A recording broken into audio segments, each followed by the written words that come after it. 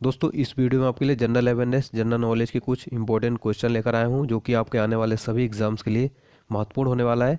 इसलिए आप इस वीडियो को स्किप ना करें, अंत तक देख लें और चैनल को सब्सक्राइब करके बेल आइकन जरूर प्रेस कर दें। इस वीडियो को लाइक और शेयर जरूर करें। चलिए तो फिर स्टार्ट करते हैं। हमारा पहला क्वेश्चन है, आनंद मठ के लेखक कौन है।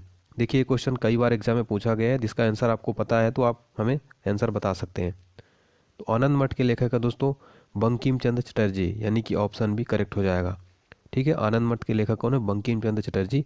दोस्तों यहाँ से क्वेश्चन बनता है कि भारत का राष्ट्रीय गीत किस उपन्यास से लिया गया है। तो जो भारत का राष्ट्रीय गीत है दोस्तों वंदे मातरम, ये आनंद मठ से ही लिया गया है। ठीक है, जो कि बंकिम चंद्र चटर्जी द्वारा लिखित है। तो आपको याद रखना है बांग्ला भाषा में है। ठीक है, वहीं बात करें दोस्तों रविन्द्रनाथ टैगोर के, तो रविन्द्रनाथ टैगोर की जो महत्वपूर्ण पुस्तक है एक गीतांजलि, ये क्वेश्चन पूछा था गीतांजलि किसकी, गीतांजलि के लेखक कौन है? तो रविन्द्रनाथ टैगोर है। और दोस्तों गीतांजलि के लिए रविन्द्रनाथ टैगोर जी को 1913 में साहित्य के क्षेत्र में नोबेल पुरस्कार मिला था। और भारत की तरफ से पहली बार नोबेल पुरस्कार प्राप्त करने वाले रविन्द्रनाथ टैगोर ही जी थे। गीतांजलि के लिए मिला था, ठीक, 1913 में। और नोबेल पुरस्कारों की शुरुआत कब हुई थी? 1901 से शुरुआत हुई थी नोबेल पुरस्कारों की। जितने पॉइंट मैं आपको बता रहा हूँ वो आप याद करते चलिए, नोट करते चलिए, आपके एग्जाम पॉइंट ऑफ व्यू से बहुत इंपॉर्टेंट है। अगर बात करें सरोजिनी नायडू की दोस्तों, तो इनकी एक बहुत महत्वपूर्ण पुस्तक है सरोजिनी नायडू की, the golden threshold. The golden threshold किसकी पुस्तक है? प्रसिद्ध पुस्तक सरोजिनी नायडू की है। और अरविंद घोष की इनकी बहुत महत्वपूर्ण एक पुस्तक है, बार बार एग्जाम में पूछी जाती है, the life divine. The life divine के लेखक कौन है? अरविंद घोष।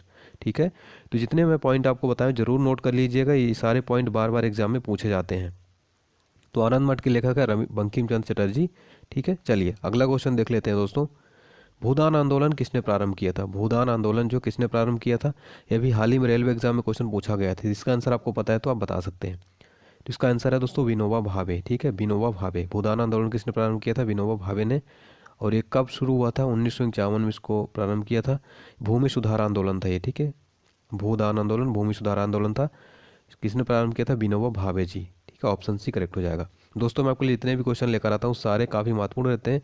यदि आपसे ये क्वेश्चन आ रहे हैं तो आपका रिवीजन हो जाएगा, आप मेरे साथ सॉल्व करते चलें। नहीं आ रहा तो आप सॉल्व करते चलें, आपको मैं याद कराते चलता हूँ। अगला क्वेश्चन, लाइफ डिवाइन पुस्तक के लेखक कौन है? लाइफ डिवाइन, प्रसिद्ध लाइफ डिवाइन पुस्तक के लेखक कौन है? तो ये मैं आपको बता चुका हूँ। तो लाइफ डिवाइन पुस्तक के लेखक है दोस्तों अरविंद घोष। ठीक है, अरविंद घोष। फिर अगला क्वेश्चन है, बंगाल की एशियाटिक सोसाइटी 1784 के प्रवर्तक कौन थे? तो 1784 में स्थापित हुई थी बंगाल की एशियाटिक सोसाइटी। तो इसके प्रवर्तक थे दोस्तों सर विलियम जोन्स। ठीक है, बंगाल एशियाटिक सोसाइटी के प्रवर्तक कौन थे? Sir William Jones. स्थापना जरूर याद रखिएगा 1784 में हुई थी, ये भी पूछा जाता है स्थापित कब हुआ था? 1784 में सर विलियम जोन्स द्वारा। फिर हमारा अगला क्वेश्चन है, क्वेश्चन नंबर 5 है, भारत की संविधान सभा किसके अनुसार गठित की गई थी? भारत की संविधान सभा जो है किसके अनुसार गठित की गई थी? कैबिनेट मिशन योजना। कब, किसके अनुसार? कैबिनेट मिशन योजना के अनुसार गठित की गई थी। और ये 1946 में आए थे। ठीक है, और 1946 में। सन जरूर याद रखिएगा, पूछा आता है।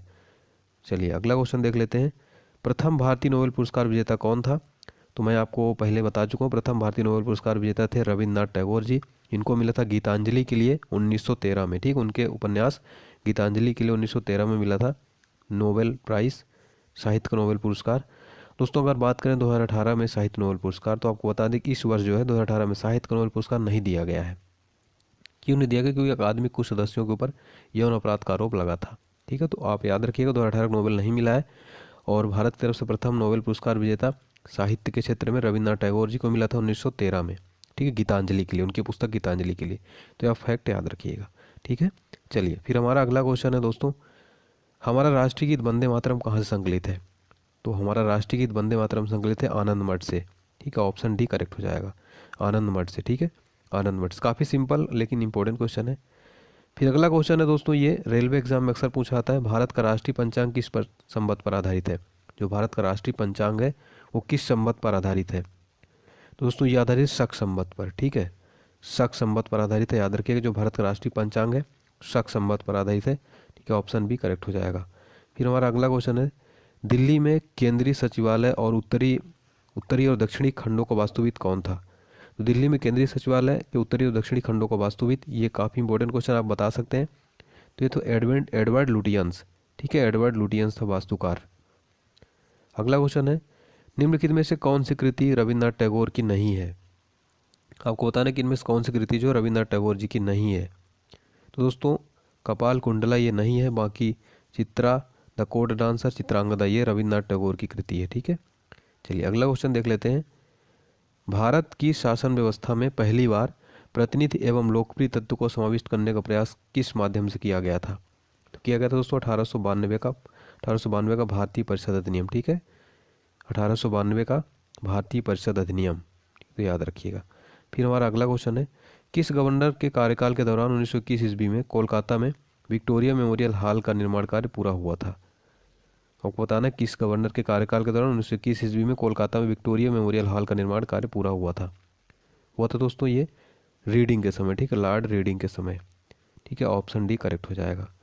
फिर है हमारा अगला क्वेश्चन, नई दिल्ली शहर के रूपांकन में कौन शामिल था?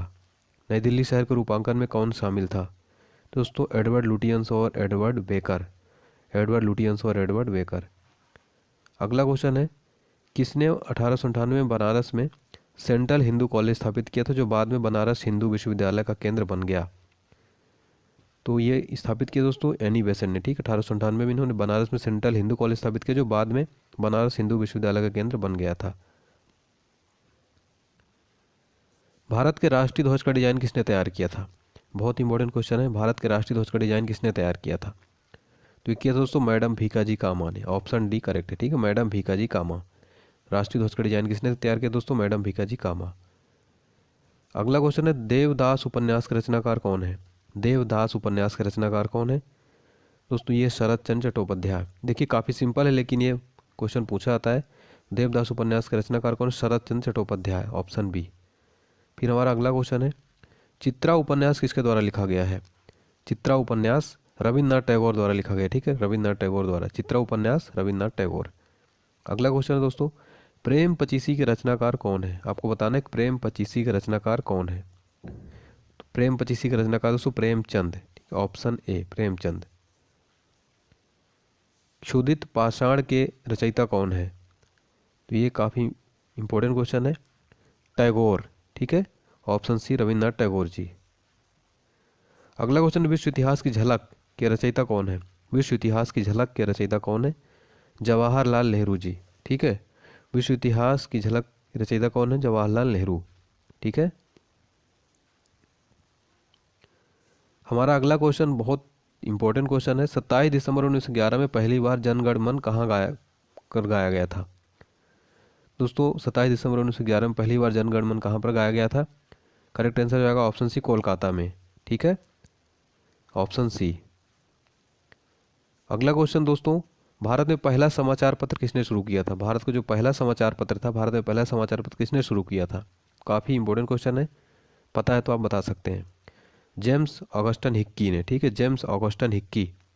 ठीक है, याद रखिएगा डी। भारत में पहला समाचार पत्र जेम्स ऑगस्टन हिक्की ने शुरू किया था। क्वेश्चन नंबर 23 है, द व्हील्स ऑफ हिस्ट्री नामक पुस्तक लेखक कौन है? द व्हील्स ऑफ हिस्ट्री नामक पुस्तक लेखक कौन है? राम मनोहर लोहिया। ठीक है, Ram Manohar Lohia. The wheels of history नामक पुस्तक लेखक कौन है? राम मनोहर लोहिया। पोस्ट ऑफिस के लेखक कौन है? तो ये भी काफ़ी बार बार पूछा जाने वाला क्वेश्चन है। पोस्ट ऑफिस के लेखक है दोस्तों रविन्द्रनाथ टैगोर जी। ठीक है, रविन्द्रनाथ टैगोर जी। ये भी पुस्तक पोस्ट ऑफिस रविन्द्रनाथ टैगोर द्वारा लिखित है। अगला क्वेश्चन है, किसे इस्पात का चौखटा की संज्ञा दी गई है? किसे इस्पात का चौखटा की संज्ञा दी गई है? भारतीय नागरिक सेवा। ठीक है, ऑप्शन ए। ठीक है, भारतीय नागरिक सेवा इस्पात का चौखटा की संज्ञा दी गई है। तो ये थे दोस्तों कुछ important general awareness, current general awareness और जनरल नॉलेज के क्वेश्चन, जो कि आपके आने वाले एग्जाम्स के लिए काफ़ी इंपॉर्टेंट है। यदि आपने पूरा क्वेश्चन सॉल्व किया है तो आप कमेंट बॉक्स में आप बता सकते हैं आपका स्कोर। साथ ही साथ यदि वीडियो पसंद है तो प्लीज़ लाइक करें, इस वीडियो को ज़्यादा से ज़्यादा शेयर करें, चैनल को सब्सक्राइब करके बेल आइकन जरूर प्रेस कर दें। और दोस्तों आप हमारे चैनल के प्लेलिस्ट में जाकर वीडियोज़ सेक्शन में जाकर बहुत सारी वीडियोज़ में बना के रखा हूँ करंट अफेयर से रिलेटेड और डेली करंट अफेयर से रिलेटेड, आप जरूर देखा करें, हर एग्ज़ाम के लिए काफ़ी इंपॉर्टेंट है। ठीक है, और दोस्तों आपको नेक्स्ट मैं किस टॉपिक की वीडियो अपलोड करूँ, आप फीडबैक अपना कमेंट बॉक्स में आप बता सकते हैं हमको। इसके अलावा दोस्तों आप हमारे फेसबुक पेज को लाइक कर लें, वहाँ पे फॉलो कर लें, टेलीग्राम चैनल ज्वाइन कर लें, इस वीडियो को डिस्क्रिप्शन बॉक्स में आपको लिंक मिल जाएगा। ठीक है, और एक ई बुक जो मैंने आपको बताया है पंचम पब्लिकेशन द्वारा सभी एग्जाम के लिए नोट्स तैयार किया गया है, इस वीडियो को डिस्क्रिप्शन बॉक्स में उस बुक का लिंक मिल जाएगा, उस लिंक क्लिक करके आप परचेज कर सकते हैं। मात्र 25 रुपये की बुक है। ठीक है, चलिए दोस्तों मिलते हैं नेक्स्ट वीडियो के साथ, तब के लिए आप स्वस्थ रहिए, व्यस्त रहिए, मस्त रहिए। जय हिंद, जय भारत।